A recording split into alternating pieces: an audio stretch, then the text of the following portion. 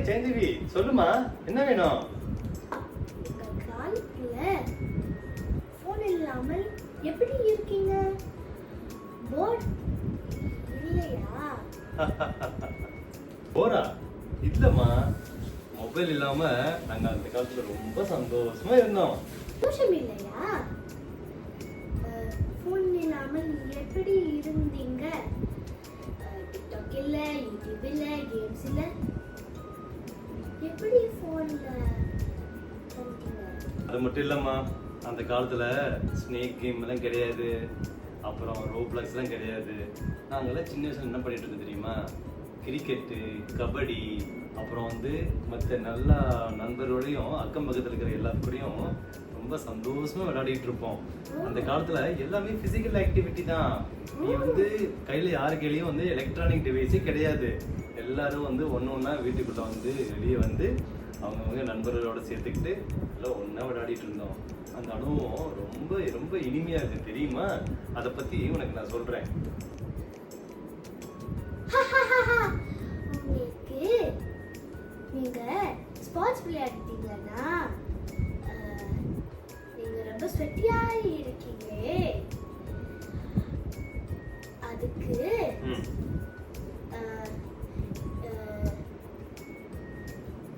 Graphics இல்ல, sound இல்ல, எப்படி நீங்க சந்தோஷமா இருக்கீங்க? ஏன் இருக்க முடியாது? அதான் உனக்கு டீட்டெயிலாக சொல்கிறேன், கேட்டுக்கோ. இந்த காலத்தில் வந்து எப்படின்னா ஃபோன் இல்லை, லேப்டாப் இல்லை, இது இல்லையா? ஸோ நாங்கள் வெளியே வந்தோம்னு வச்சுக்குவேன், எல்லாம் வந்து பயங்கரமாக கூச்சலிட்டுக்கிட்டு ரொம்ப சத்தம் போடுவோம். எங்களோட வாய்ஸ் தான் எங்களோட சவுண்ட் எஃபெக்ட். நாங்கள் சேர்ந்து ஒன்றா விளையாண்டுருக்கோம் பார்த்தியா? கண்ணாவில் பார்க்குறோம்ல, அதுதான் கிராஃபிக்ஸ். அதான் கிராஃபிக்ஸ். அப்புறம் ஒருத்தர் கூட ஒருத்தர் வந்து நல்லா பேசுறதுக்கு வாய்ப்பு கிடைக்கும். அது வந்து எங்க கண்ணுக்கு வந்து எந்த பாதிப்பும் ஏற்படுத்தாது. இப்ப பாரு, நீங்க மொபைல் வச்சுக்கிறீங்க, லேப்டாப் வைக்கிறீங்க, நீங்க எவ்வளவு நேரம் அதிகமாக யூஸ் பண்ண முடியாதுல்ல. ஆனா நாங்கெல்லாம் ஒரு நாளைக்கு பாத்தீங்கன்னா கண்டினியூஸா வந்து ஈவன் வந்து 5 மணி நேரம் கூட நாங்க வந்து தொடர்ந்து விளையாடி கொண்டிருந்தோம். அந்த அளவுக்கு வந்து நாங்க எங்க விளையாட முடியும். நீங்க தான் அப்படியா? நீங்க 2 மணி நேரம் வந்து PS5 வச்சிருக்கீங்க, நீட்டோட் வச்சிருக்கீங்க, அதெல்லாம் வச்சிருக்கீங்க.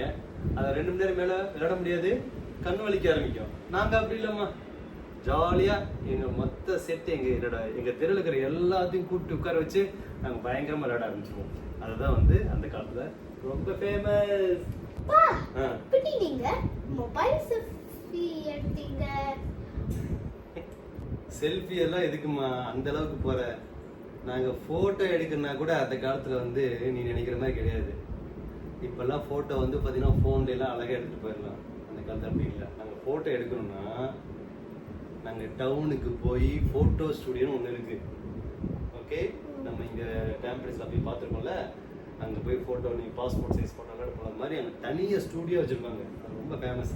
அங்கே போயிட்டு அங்கே தான் ஃபோட்டோவே நான் எடுக்க முடியும். சரியா? எங்கள் கையில் ஃபோன் கிடையாது, நாங்கள் எங்கேயுமா செல்ஃபி எடுக்கிறது? அப்பா, அந்த போட்டோல நீங்க இன்ஸ்டாகிராமுக்கு போட மாட்டீங்களா? இன்ஸ்டாகிராமா? அந்த காலத்துல இன்ஸ்டாகிராம்லாம் இல்லம்மா. இன்ஸ்டாகிராம், ஃபேஸ்புக் இதெல்லாம் வந்து டேடி வந்து காலேஜ் எல்லாம் தாண்டினதுக்கு அப்புறம் தான் வந்துச்சு. நான் சின்ன வயசா இருக்கும்போது எங்களுக்கு இன்ஸ்டாகிராம்லாம் கிடையாது. நாங்கள் ஏதாவது ஃபோட்டோ இதாக எடுத்துட்டோம் அப்படின்னா மேபி அந்த ஃபோட்டோ வந்து எல்லாம் நண்பர்களுக்கு காமிப்போம், எல்லாமே நேரில் போய் காமிப்போம், அவ்வளோதான். இல்லை வீட்டில் யாராவது நம்ம ரிலேட்டிவ் வந்தான்னு வச்சுக்குவேன், நாங்கள் எங்களுக்கு ஆல்பம் வச்சுருக்கோம். ஓகே, அந்த ஆல்பத்தில் வந்து பார்த்தீங்கன்னா இது பழைய ஃபோட்டோ சொல்லி காமிப்போம், அவ்வளோதான். மேபி இன்ஸ்டாகிராமில் மாதிரி போஸ்ட் பண்ணுறதுக்கு பதிலாக நாங்கள் கடையில் எங்கள் ஃபோட்டோலாம் வரைஞ்சி வைப்போம். எங்கேயாவது கடைக்கு போகிறோம்னு வச்சுக்குவேன், அங்கே போய் எங்கள் ஃபோட்டோ வரைவோம். அப்புறம் கோயிலுக்கு போனால் எங்கள் பேர் எழுதுவோம். இந்த மாதிரி நிறைய காமெடிலாம் பண்ணுவோம். ஆனால் இன்ஸ்டாகிராம்லாம் கிடையாது. அப்பா, நண்பர்களுடன் எப்படி நீங்க மெசேஜ் சென்ட் பண்ண? அதாவது சைந்தவி, நாங்கள் அந்த காலத்தில் மெசேஜ் அனுப்புறதெல்லாம் வந்து பார்த்தீங்கன்னா எங்ககிட்ட அந்த கான்செப்டே கிடையாது. ஸோ நாங்கள் என்ன பண்ணுவோம்னா, எங்களுக்கு ஒரு நாளைக்கு பள்ளி முடிஞ்சு வந்ததுக்கப்புறம் நாங்கள் எல்லாருமே ஒரு இடத்துல பொதுவாக கூட்டிகிட்டு இருப்போம். இந்த டைமில் இந்த நேரத்தில் ஒரு நாளைக்கு நாங்கள் கூட்டிகிட்டே இருப்போம். ஸோ அது எல்லா நண்பர்களும் தெரியும். அப்புறம் நாங்கெல்லாம் வந்து இந்த மாதிரி அடுக்குமாடி வீடு கிடையாதுமா, எல்லாமே வந்து தரை வீடு தான். ஸோ அதனால் என்ன பண்ணுவோம், ஒருத்தர் வீட்டிலேருந்து இன்னொருத்தர் வீட்டுக்கு தாவுறது, இங்கேருந்து அங்கே ஓடுறது, அங்கேருந்து இங்கே ஓடுறதுன்னு ஒவ்வொருத்தர் வீட்டுக்கும் நாங்கள் போய்கிட்டே இருப்போம். இப்போல்லாம் வந்து பார்த்தீங்கன்னா அதிகமாக யாரும் வீட்டுக்கெல்லாம் போகிறதில்ல, எல்லாமே ப்ளே கிரவுண்ட் போகிறீங்க. அங்கேயே அந்த காலத்தில் ப்ளே கிரவுண்ட் வச்சு, பட் நாங்கள் வீட்டுக்குள்ள கூட போவோம். மெசேஜ் அனுப்புறதுல எங்களுக்கு வாய்ப்பு இல்லை. ஈவன் அதை விட மெசேஜோட ஃபோன் கிடையாது, டெலிஃபோன் தான் அந்த காலத்தில். டெலிஃபோன் தெரியுமா, தொலைபேசி சொல்லுவோம். தொலைபேசி. ஆனால் நாங்கள் தொலைபேசி எங்களுக்கு உபயோகப்படுத்துறதுக்கு அப்பா அம்மா ஒத்துக்க மாட்டாங்க, அடிச்சு விடுவாங்க. அதனால் நாங்கள் தொலைபேசி கூட யூஸ் பண்ணலை. நாங்கள் என்ன பண்ணுவோம் தெரியுமா, எல்லா நண்பர்களையும் வந்து ஒரு இடத்துல கூடுவோம். அப்போல்லாம் நான் ஒன்றா கூட்டிகிட்டோன்னு வச்சுக்குவேன். நாங்கள் என்ன பண்ணுவோம், நைட்டு படுத்தா நிலாவை பார்ப்போம், ஒன்றா நட்சத்திரங்களை வந்து கவுண்ட் பண்ணுவோம். அப்புறம் பகல் டைம்னா கிரிக்கெட் விளையாடுவோம், கபடி விளையாடுவோம். ஸோ எங்களுக்கு வந்து போர் அடிக்கிறதுக்கு வாய்ப்பே இல்லை. மெசேஜ் அனுப்பணுங்கிற அவசியமே இல்லை. டெக்ஸ்ட் மெசேஜ், வாட்ஸ்அப்பு, இன்ஸ்டாகிராம், ஃபேஸ்புக்குன்னு எதையுமே நாங்கள் யூஸ் பண்ணலாமா சின்ன வயசுல? அந்த டைம் ஓகே. அது இப்போது மொபைல் இல்லைன்னா எப்படி சர்வைவ் பண்ணுவீங்க? நல்ல கேள்விமா. மொபைல் இல்லைன்னா எப்படி சர்வை பண்ணலாம் அப்படிங்கிறத வந்து நம்ம முயற்சி பண்ணி பார்க்கலாம். என்ன சேலஞ்சுனா, ஒரு நாள் ஃபுல்லாக மொபைல் இல்லாமல் நம்ம இன்னைக்கு சர்வை பண்ண போகிறோம். இந்த சேலஞ்சுக்கு நீ ரெடியா? ஆமா, நான் ரெடியா இருக்கேன். அப்போவா ட்ரை பண்ணலாம். அம்மா, இதுதான் என் மொபைல். நான் இன்னைக்கு என்ன பண்ண போறேன்னா, இந்த மொபைல் ஃபோனை ஒரு இடத்துல வந்து நான் ஒழிச்சு வச்சிருவேன், லாக் பண்ணி வச்சிருவேன். ஹோல் டே நான் வந்து யூஸ் பண்ண மாட்டேன், நான் முடிவு பண்ணிட்டேன். Keep the mobile here. Okay, இங்கே வச்சிருவேன். வச்சுச்சா, அவ்வளோதான். இன்னைக்கு நம்ம வந்து மொபைல் நம்ம எப்படி சர்வே பண்ண போகிறோம் ஹோல் நைட் அப்படின்னு சொல்லி பார்ப்போம். வாங்க. நம்ம இதுதான் வந்து நம்ம சிங்கப்பூரில் தமிழ் முரசு. ஸோ இந்த தமிழ் முரசை வந்து நான் தொலைபேசிலையும் பார்க்கலாம்.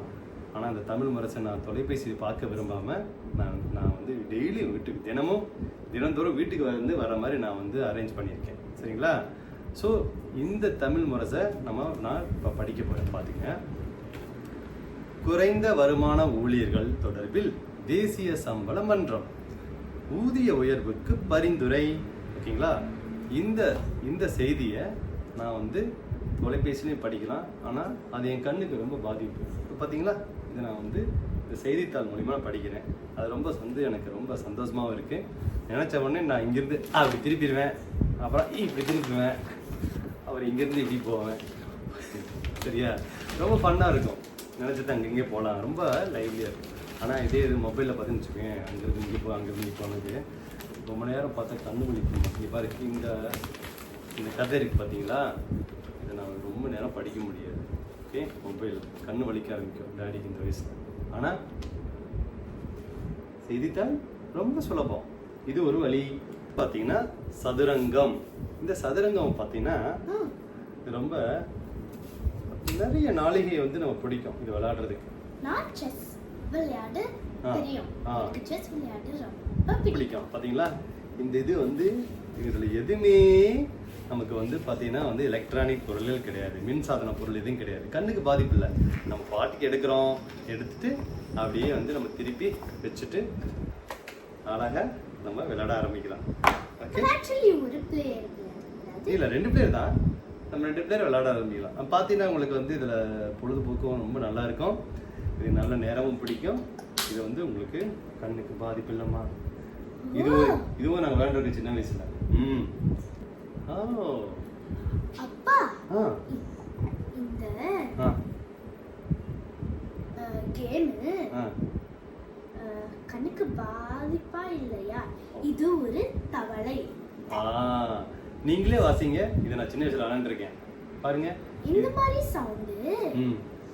இது மின்சாதன பொருள், எதுவுமே இல்லை. இது எப்பயுமே பேட்டரி போட வேண்டியதே இல்லை. இங்க பாருங்க,